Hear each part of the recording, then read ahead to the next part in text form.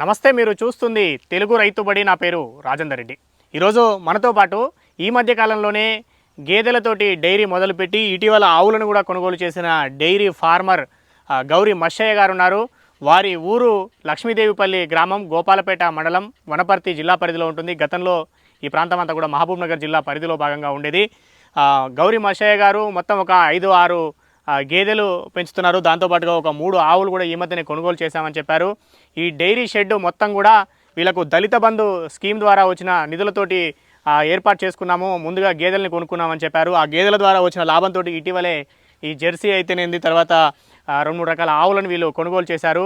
ఈ ఆవులను ఎంత ధర పెట్టి కొనుగోలు చేశారు, అంతకుముందు గేదెలకు ఒక్కొక్క గేదెకు ఎంత డబ్బులు పెట్టి కొన్నారు, ఒక్కొక్క గేదె నుంచి ఎన్ని పాలు తీసుకోగలుగుతున్నారు, వాటిని పెంచేందుకు ఏం జాగ్రత్తలు తీసుకుంటున్నారు, వీళ్ళకు పక్కనే వ్యవసాయం కూడా ఉంది, ఇక్కడ షెడ్ కూడా వేసుకున్నారు వెనకాల. ఎంత ఖర్చు పెట్టి ఈ డైరీ షెడ్ నడుపుతున్నారనే పూర్తి సమాచారం మనం మచ్చయ్య గారిని అడిగి తెలుసుకుందాం. మొత్తంగా ఎంత ఆదాయం వస్తుంది, ఎంత కష్టం చేసుకుంటున్నారు, ఈ ఆవులను కానీ గేదెలను కానీ పెంచడం ఎంత కష్టంగా ఉంది, లేదంటే ఏ విధంగా వాటిని పెంచి పెద్ద చేస్తున్నారనే పూర్తి స్థాయి సమాచారం వారిని అడిగి తెలుసుకుందాం. నమస్కారం అండి. మీరు ఎన్నాళ్ళుగా వ్యవసాయం చేస్తున్నారు? చిన్నప్పటి నుండి చేస్తున్నాం సార్. చిన్నప్పటి నుంచి వ్యవసాయమేనా? ఏం వేస్తారు ఎక్కువ పంటలు మీరు? పల్లీలు చేస్తున్నాం సార్. పల్లీలు, వరి. నీళ్లు ఉన్నాయా మీకు? బాగానే లేకున్నా సార్, ఇప్పుడు వచ్చిన నీళ్లు. అప్పుడు లేకుండా ఇప్పుడు మీ పక్కన పెద్ద కాలువ పోతుంది కదా, ఎన్నేళ్ల నుంచి వస్తున్నాయి ఆ కాలువల నీళ్లు? ఈ కేసీఆర్ వచ్చిన కానీ అంతకు ముందు కాలువ ఉండేనా? నీళ్లు రాలే. కాలువలు ఏం పాతయ్యే కానీ నీళ్లు మాత్రం ఇప్పుడు 7-8 ఏళ్ల నుంచి నీళ్లు వస్తున్నాయి. ఇప్పుడు మీరు ఈ డైరీ షెడ్ అంటే ఆవులు బర్రెలు అంతకు ముందు ఉండేనా మీకు? సార్, మొదటి నుంచి వ్యవసాయం ఉంది కానీ బర్రెలు ఆవులు లేవు. ఇప్పుడు మాత్రం ఈ బర్రెలు ఆవులు పెట్టుకున్నారు. ఎన్నాళ్ళు అవుతుంది మీరు ఈ బర్రెలు తెచ్చుకొని? ఇవే సార్ 8 నెలలు దాటిపోతుంది సార్. 8 నెలలు దాటిపోతుందా? ఈ షెడ్ కూడా మీదేనా? ఈ షెడ్ మాది సార్. ఈ షెడ్ వేసుకున్నారు కొత్తగా? 8 నెలల కిందనే వేసుకున్నారా? అంతకు ముందు ఏం లేదు? ఎంత భూమిలో వరి పంటలు పండిస్తారు ఇక్కడ మీరు? ఎంత పెడతాం సార్? 2 ఎకరాలు, మంచిగా ఉండేది 1.5 2 ఎకరాలు. 1.5-2 ఎకరాలలో వరి అయ్యి పండించుకుంటారు. ఇప్పుడు ఇది దళిత బంధు స్కీమ్ లోనే వచ్చిందా మొత్తం? ఈ షెడ్ ఎంత పొడవు, ఎంత వెడల్పు వేసుకున్నారు? ఇది 50 ఫీట్ల పొడవు సార్. 50 ఫీట్ల పొడవు, వెడల్పు 14 ఫీట్లు సార్. 14. అటు 14 ఇటు 14 ఉన్నది. అయితే అవతలది మీ అన్నదా? అవతల మా అన్న సార్. ఇది ఒకటే షెడ్ అండి ఇక్కడ. అయితే ఇటు ఒక 14 ఫీట్ల వెడల్పు, అవతల వైపు ఒక 14 ఫీట్లు, మొత్తం 28-30 ఫీట్ల వెడల్పులో వేసుకున్నారు. ఒకవైపు ఏమో వాళ్ళ అన్న, ఆయన కూడా దళిత బంధు స్కీమ్లోనే డైరీ పెట్టుకున్నారు కదా, వెంకటయ్య. ఆయన పేరు ఇక్కడే ఉన్నారు, ఇక్కడనే ఉన్నారు ఆయన కూడా. వాళ్ళ అన్న మచ్చయ్య గారు, అన్న వెంకటయ్య గారు, వాళ్ళు కూడా డైరీ పెట్టుకున్నారు. ఇద్దరు కాంబినేషన్లో కలిసి షెడ్ పొత్తులో వేసుకున్నారు. ఒకవైపు ఏమో ఆయన బర్రెలని గేదెలను వాటిని కట్టేసుకుంటున్నారు, ఇంకోవైపు మీరు చేసుకుంటున్నారు. అంతేనా? ఎన్ని గేదెలు కొనుక్కొచ్చుకున్నారు మొత్తం? మేము ఫస్ట్ 7 తెచ్చుకున్నాం సార్. మీరు 7 తెచ్చుకున్నారు. మీ అన్న ఎన్ని తెచ్చుకున్నారు? ఆయన కూడా 7. ఇప్పుడు ఈ షెడ్కి ఎంత ఖర్చు అయింది మీకు? 50 ఫీట్ల పొడవు, 28 ఫీట్ల వెడల్పు కదా. 1,50,000 మంచిగా అయింది సార్ మాకు. మనిషికి 1,50,000, ఇద్దరు కలిపి 3 లక్షలు అయింది. ఎన్ని వచ్చినాయి దళిత బంధు స్కీమ్ లో డబ్బులు మొత్తం? 10 లక్షలు సార్. 10 లక్షలు వచ్చినాయి మనిషికి. మీకు 10 లక్షలు, మీ అన్నకు 10 లక్షలు. మీకు 10 లక్షలు వస్తే 1,50,000 దీనికి ఖర్చు పెట్టారు కదా. మళ్ళీ గేదెలకు ఎంత ఖర్చు అయింది ఒక్కొక్క దానికి? ఒక్కొక్క దానికి సార్లు పెట్టిన దానికి, ఎందుకంటే మేము ఆడ లెక్కలు రాసిన సార్. వాళ్ళే ఎవరు ఇప్పించారు? ఎస్సీ కార్పొరేషన్ నుంచి ఇప్పించిందా?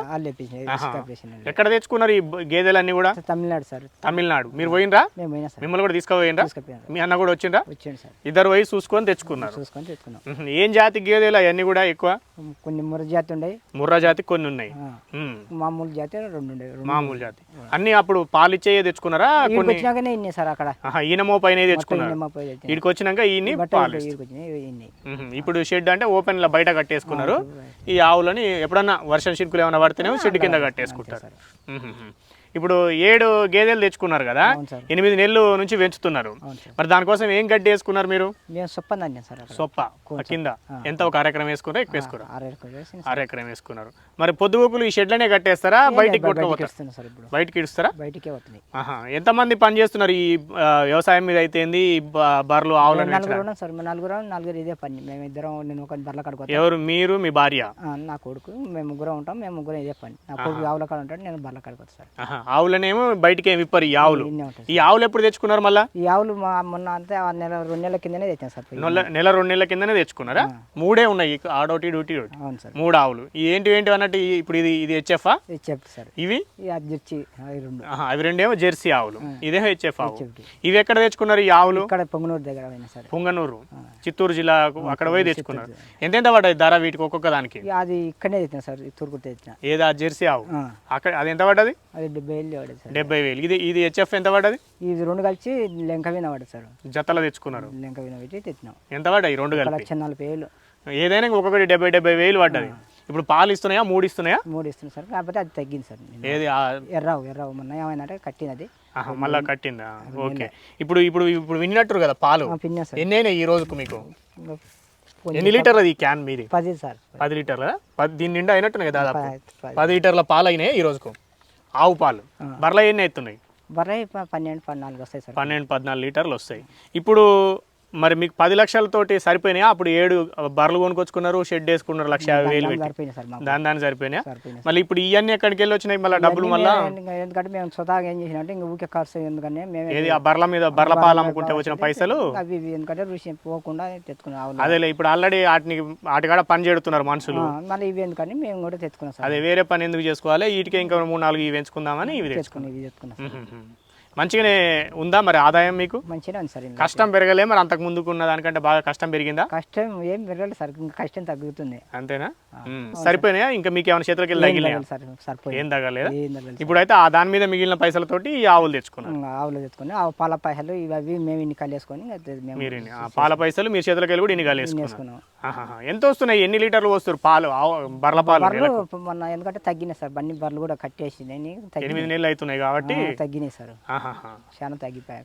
ఎందుకంటే అప్పుడు మధ్యలో ఇచ్చిండే 14, 15, 16 వచ్చిండే. 16 లీటర్లు అన్ని కలిపి కానీ ఇప్పుడు తగ్గినాయి.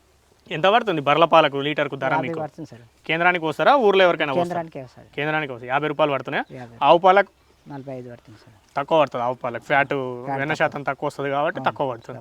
ఆవు పాలకేమో 45 రూపాయలు వస్తుంది, బర్రెల పాలకేమో 50 రూపాయల దాకా వస్తుంది. ₹1 అటు ఇటు శాతం వెన్న చూసే ఇస్తారా? వేస్తారు సార్. ఎన్ని రోజులకు ఒకసారి ఇస్తారు డబ్బులు మనకు? 10 రోజులకు వస్తారు సార్. 10 రోజులకు ఒకసారి లెక్క చేసుకొని ఇస్తారు. ఇంకా మళ్ళీ ఈ గడ్డి ఎండుగడ్డి మీది అంటే మీ వరిసేలదేనా ఈ గడ్డి అంతా? సార్ మీ గడ్డి మీరే వేసుకోరు కదా, వాములు పెట్టుకోరు. పచ్చిగడ్డి మళ్ళీ సొప్ప వేసుకున్నాం అని చెప్పారు. ఇంకేమన్నా దానా ఏమన్నా పెడుతున్నారా వీటికి? దానా పెడతానే ఉంటారు. ఏమేమి పెడతారు దానా అంటే? బిస్కెట్ దానా, పచ్చి చెక్క, కందిసుని అని 3 కలుపుతాం సార్. అవి కలిపి రోజు ఒకసారి పెడతారా?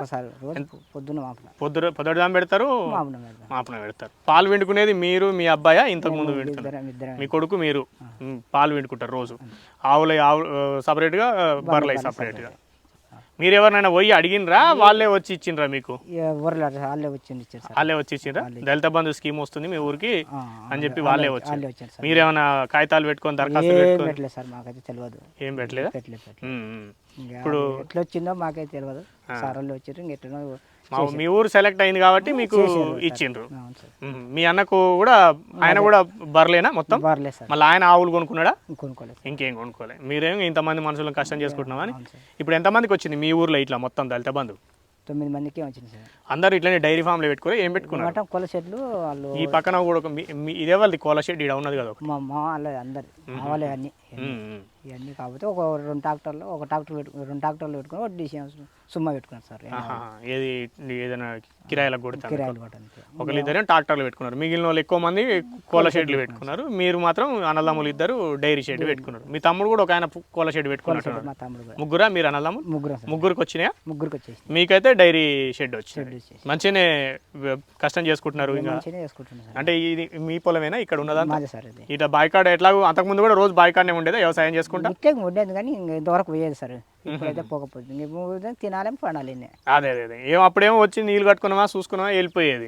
ఇప్పుడేమో ఇవన్నీ ఉన్నాయి కాబట్టి ఇక ఒక పూట ఇక్కడ ఉండాల్సి వస్తుంది. ఒక మనిషి ఎప్పుడు ఉండాలి. ఇంటిలి పాది కూడా పొద్దుకులు ఉంటున్నారు. ఉండాలి సార్. ఒక మంచి పక్క ఇడలేంది మాకు వెళ్ళదు సార్. అదే ఆవులనే వీడినే ఉంచుతారు. గేదెలు మాత్రం బయటికి కొట్టుకోపోతారు.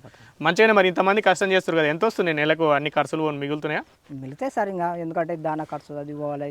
అవును, దానా ఖర్చు పోవాలి. తీసేయాలి కదా మనం. గడ్డి చేస్తే అందుకు ఏమైనా మిషన్ పెట్టుకున్నారా? ఉంది సార్ మిషన్ కూడా. చాఫ్ కట్టర్ పెట్టుకురా? ఇప్పుడు అన్ని ఓను షాప్ కట్టర్ కూడా దళిత పది కింద వచ్చింది సార్. అందులోనే వచ్చిందా? షెడ్ వచ్చింది, బర్రెలు వచ్చినాయి, అందులోనే మిషన్ కూడా ఇచ్చింది. Okay okay. మీ చేతిలోకి వెళ్ళి మళ్ళీ ఇంక ఎక్స్ట్రా ఏం పడలే, ఏమన్నా మళ్ళీ ఈ ఆవులు తెచ్చుకున్నప్పుడు ఆ పైసలతోటి ఇవి పెట్టుకొని తెచ్చుకున్నాం. మంచి ఉపయోగం అవుతుందా మీకైతే? సార్ ఇదైతే బర్రెలను పెట్టుకోవడం మంచిగానే ఉందా? మంచిగా సార్. ఎందుకంటే మీరు బర్రెలు పెట్టుకోవాలని మీరే అనుకుంటారా, ఎవరైనా ఇట్లా పెట్టుకుంటే బాగుంటుందా? మేమే పెట్టుకోవాలనుకుని పెట్టుకున్నాం సార్. ఎవరేం చెప్పాలి చేయలే. అంతేనా? మంచిగానే ఉన్నాయి కదా బర్రెలు అయితే, అన్ని మంచిగానే పాలు ఇస్తున్నాయి. అన్ని ఇస్తున్నాయి సార్, కొన్ని ఇస్తూనే ఉంటాయి. అదేలే, ఒకటి ఎక్కువ వస్తుంది. Okay okay. కష్టం ఉన్నది, ఫలితం ఉన్నది. ఓకే రైట్ అండి, థ్యాంక్ యూ.